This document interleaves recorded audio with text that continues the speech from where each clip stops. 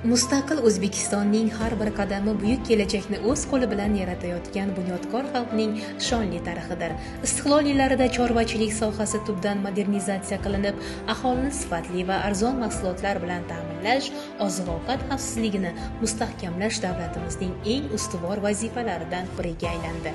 Bugun sohada naslchilik genofondini yaxshilash, innovatsion texnologiyalarni joriy etish va yem-xashak bazasini kengaytirish orqali milliy chorvachilik yangi taraqqiyot bosqichiga chiqmoqda.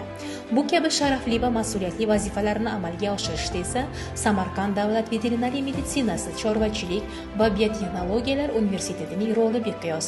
Dargohda zamonaviy bilim olayotgan shijoatli yoshlar sohaning ertangi ishonchlari egalari bo'lib yetishmoqda. Universitetning shu yo'nalishdagi talabasi ham mustaqilligimizning 35 yillik bayrami arafasida sohaning yurt taraqqiyotidagi o'rni va o'z maqsadlari haqida to'xtalib o'tdi. Chorvachilik bu oddiy kasb emas. Bu yurtimiz dasturxon to'killigi, oziq-ovqat xavfsizligi va qishloq xo'jaligimiz kelajagi bilan bog'liq bo'lgan muhim soha. Universitetimizda olgan bilimlarimiz va tajriba xo'jaliklarida amaliy mashg'ulotlar orqali biz zamonaviy chorvachilik sirlarini egallaymiz. Bu yerda biz faqat chorva hayvonlarini parvarish qilish emas, balki hayot, mehnat va mas'uliyat uyg'unligini o'rganyapmiz. Biz yosh mutaxassislar maqsadimiz ilm va innovatsiyalar asosida chorvachilik sohalarini yanada rivojlantirish va vatanimiz taraqqiyotiga o'z hissamizni munosib qo'shishdir.